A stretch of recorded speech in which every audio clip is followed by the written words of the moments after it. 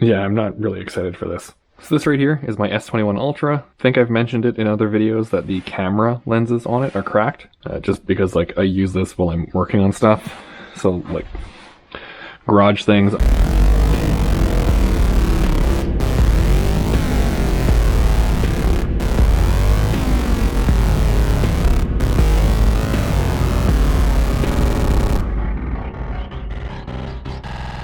This case, I wanted to have it so there was no camera bump. It would be completely flat across. That actually makes the camera one of the first impact points, which is really weird when you look at the case because there's a raised rubber edge right here, here, up here on the top, and then nothing by the camera. Literally means that the camera is the first impact point when you're putting this down on something. And two of my camera lenses are cracked. The standard focal range and then the super wide angle. So I have to change the back of my phone. Before I started this whole video, because if I wasn't able to achieve what I plan, which if you've read the video title, then you already know what I'm doing. But if I wasn't able to achieve it, then I wasn't going to make a video on it, because to change the back of this, it's super simple. Like, it's not an easy process, it's extremely stressful. All you need is some kind of razor blade and a heat gun. That's it. I've already done this to the factory back piece on the phone, so when I flip it over, you'll be able to see exactly what I'm going to be achieving with this new back that I'm going to be putting on it. So this right here is what we're going to be trying to achieve. This right here is the old back. This is the factory one that the phone comes with. Now, hopefully you'll be able to pick this up, but there's a crack right here. And there's another one going across right here. Now, the 10x zoom, the 3x zoom work perfectly. So I've pretty much just been using 3x zoom for every picture that I've been taking. However, my roommate just got an S22 Ultra, and I wanted to do a camera test. So I have to fix these camera lenses so I can compare those two cameras to see if the S22 is actually worthwhile, or if you should just skip it if you already have an S21 Ultra. Because on paper, I'm not impressed with the new phone. Now to open this up, all we have to do is get a heat gun, and we're going to be putting it on low heat, and we're just going to go around the outside only, because that is the only place there's adhesive.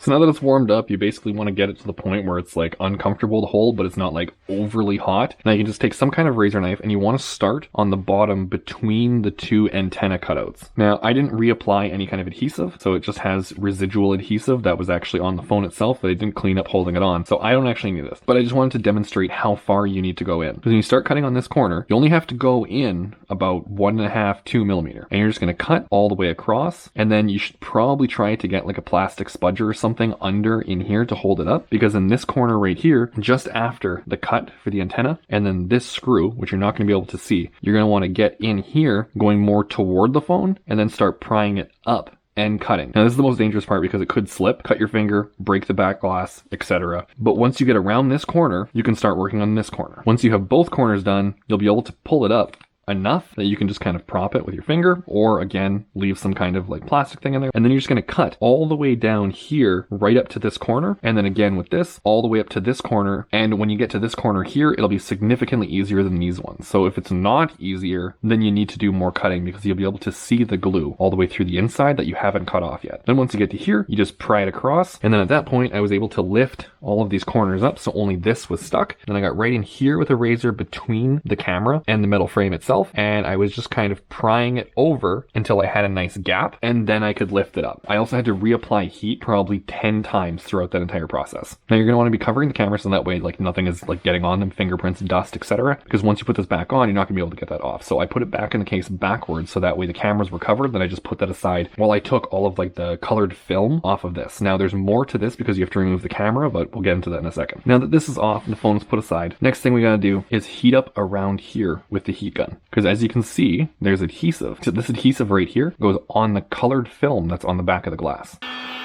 There's a little groove on the inside around here that the glass actually goes into. So what we're gonna have to do is use right here, this little tab, and then right in there, the little pocket. And we have to start prying this up from there. And just very lightly. You gotta remember, this is really thin glass. Now, obviously you don't want this to happen, but it's only this hard because I don't have the film on it anymore. And I stuck it back down, which makes the adhesion to the glass way stronger. But hopefully you'll be able to see that the glass actually goes into this little slot underneath the camera. camera bezel. And that's what makes it so hard to remove, because you can't just like pry it up or pry it down because it's still around the glass. So if you're prying it down, you're putting pressure all the way around the edge of the glass. Obviously, this is broken and I'm fixing everything anyway. So there's really no point to actually like continue with this because this was garbage anyway. This is the one with the bad lenses.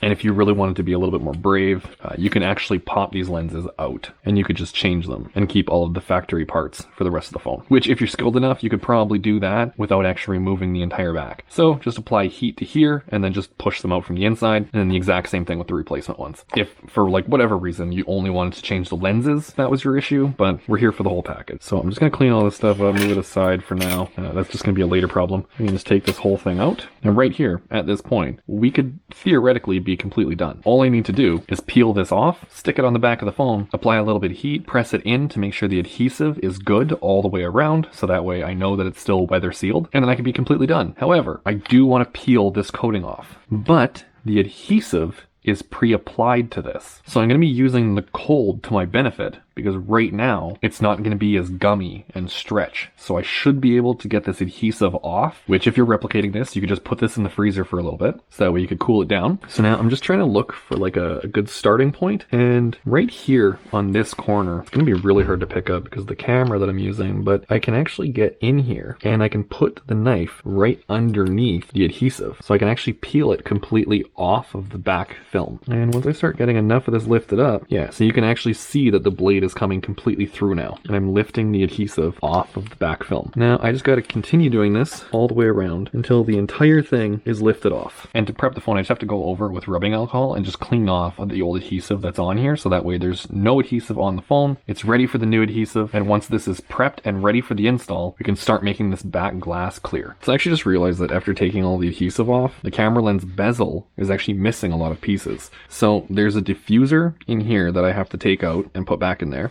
And there's little gaskets around each one to stop like light or dust or anything from getting in between the glass and the camera lens itself. The removal process is going to be exactly the same as removing the adhesive from this. Heat, start prying it up a little bit with the razor blade, but I'm going to save this until I'm ready to assemble this piece. So this right now is just going to go off to the side with the adhesive that I was able to get off. Now, I mean, it looks terrible, but it's also frozen. So right now it's not sticky, it's just a little bit tacky. So I'm going to be able to kind of place it where I need to and then press it in. We're going to peel all of this off. We're going to reapply the adhesive just the way it was to the glass. And then I'm going to start reassembling the camera lens bezel with all of the little gaskets and the diffuser for the flash. I can put this little metal bracket back on so that way it holds onto the back of the glass perfectly fine. And then we can attach to the phone. So right now, all we have to do is get more heat, and a lot of heat, because this is like really on here. Like this whole section right here, I'm actually going to go do inside just so it's not brittle cold glass. I want this to be very hot. But essentially I'm just going to use the heat gun. I'm going to heat it up, use a razor blade, start on a corner, and then I'm just going to start peeling it off. And the temperature of this that you want is going to be to the point where it's really uncomfortable to hold. But you're always going to want to have pressure on both sides of the glass right where you're peeling, because that's going to have the most pressure on the glass, and you're always going to keep pressure on it as you're going. Now I'm going to start from the weakest point, which is right here, and I'm going to start peeling from this corner and just start working it back, and then move my hand, work it back, move my hand, work it back. And I'm going to keep doing that across the entire thing until I have all of the film is completely peeled off. Now, to reduce fingerprints, the best course of action is going to be washing your hands with dish soap, and preferably something that doesn't have any kind of moisturizer in it, so that way it can strip as much grease and oil from your hands as possible before doing this, because once the adhesive is on, this is going to be almost impossible to clean without getting debris on the adhesive, which is then going to render the phone no longer waterproof. So just like the adhesive, heat it up, start with a razor blade. This corner started coming up a little bit, so you can just see right there, that's the colored backing, and that's what we're going to be peeling off to make this completely transparent. However, I'm not going to start on this corner just because it's going to end up making tons of stress right in this side here. Now this stuff is really on here, so it takes a lot of force and a lot of patience, because you have to peel tiny little bits, move your hand back, tiny bits, move your hand back. You always have to keep pressure on both sides of the glass to avoid it from flexing.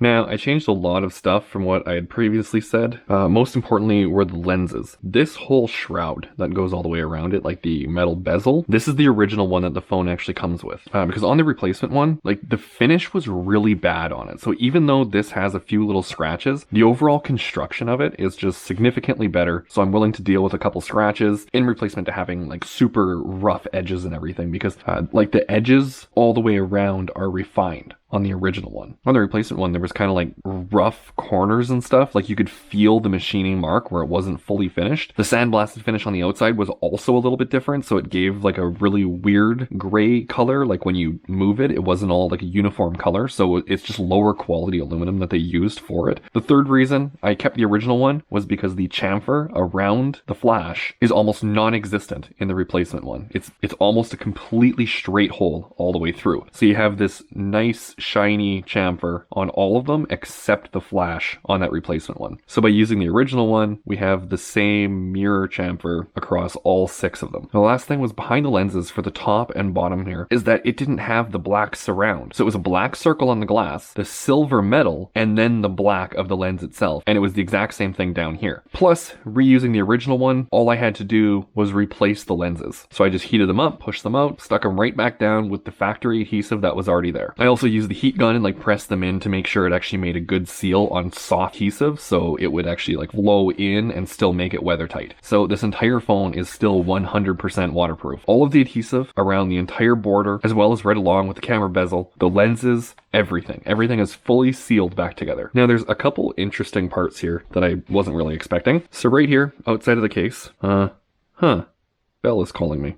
1 second. Where was I? So you can see that the phone still worked. Like everything is totally fine. I kept the little Radeon graphics sticker here. Like that's just because of RDNA 2, which this doesn't have. So this is literally like putting a fake performance badge on like a base model car. But I think it looks neat. Whatever. I don't care. The main reason that I kept it on was because internally there was some markings like from whoever assembled the phone, and they wrote DN right here in like permanent marker. So it looked kind of terrible. There was also like a couple like dots from permanent marker up here. So I just took rubbing alcohol and I wiped all of that away, so at least it's clean on the inside because there were some markings. So this is mostly to cover up the marker on the actual pad for the wireless charger because it soaked into like the material. I couldn't remove that. Now I've already taken some test photos after the fact. So there's before shots, which we'll run through right now. So there's the wide angle with the cracked lens and then the wide angle with the fixed lens.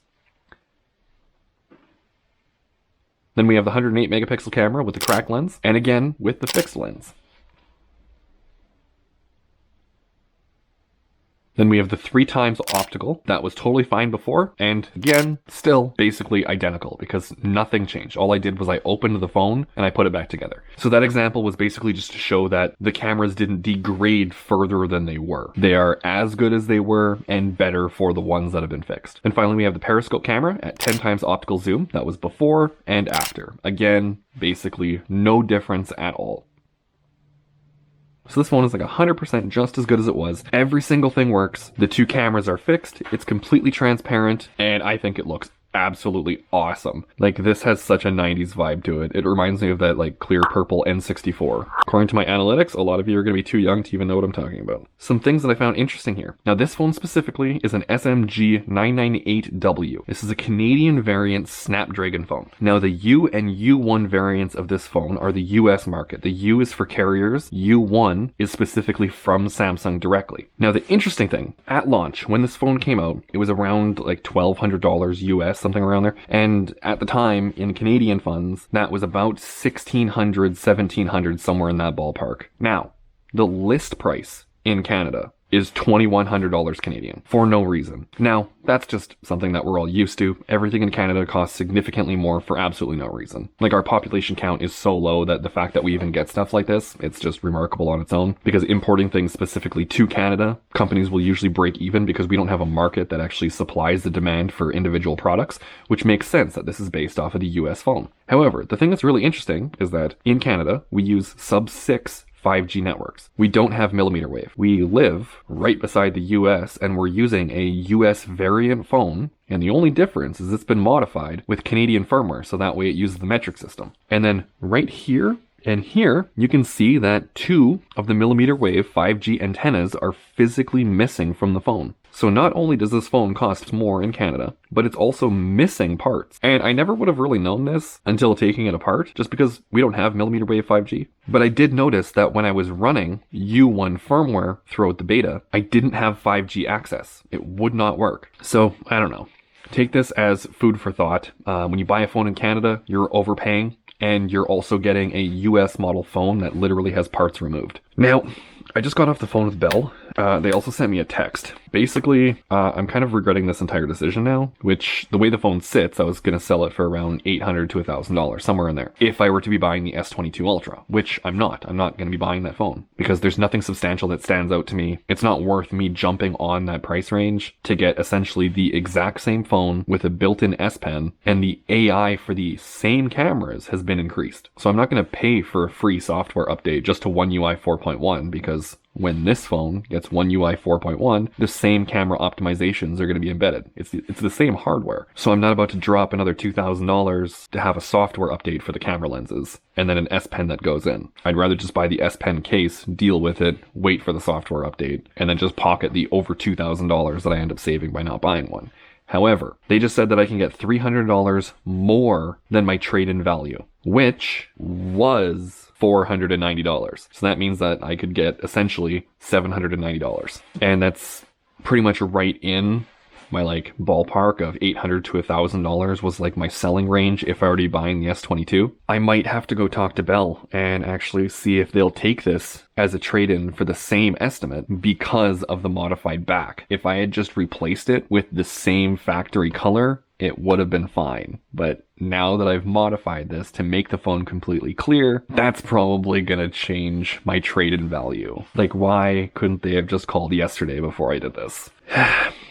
Now I gotta figure out what I'm doing. The whole thing with this and like why I was fixing it up and like modifying it and everything was because I was going to keep this one until like S23 comes out, because I wasn't impressed with the S22. I was all for it 100% right until they basically show that it is the exact same phone. There's no differences. You get a faster processor, faster GPU, and the S Pen is built in. That's it. There's nothing else substantial about the phone. And One UI 4.1 will be coming to this phone. So again, I'm just paying for software updates and like the camera optimization. That's all software. Like I'm not going to pay thousands of dollars for software. This video was essentially me modifying this phone because I'm keeping it. I'm not buying the S22 Ultra because there's just no point. Like the rest of what I had planned was to buy the clear case that holds an S Pen on the side and then just pick up the S Pen, because then it's like black, clear case, black S Pen. It all lines up perfect. It would have looked super sleek and everything. And now I'm not really sure what to do because Bell just messed up my entire brain pattern. Because I might be able to get an S22 for the exact same price. And I mean, like, even though it will cost me more in the long run, because that's how contracts work, I would just, I'd be stupid not to jump on it because it is a newer phone. The camera does work better until this one gets a software update. It has an S Pen built in, so I wouldn't have to buy that. And another case. I have no idea what to do now, and my whole strategy behind keeping this phone is now completely thrown out the window. So hopefully you found something useful in this video. Like it if you liked it, subscribe if you haven't already. You can join the members program if you want to help me finance all of these mental decisions of not being able to decide on what to do, or don't do any of it. I'm not telling you what to do.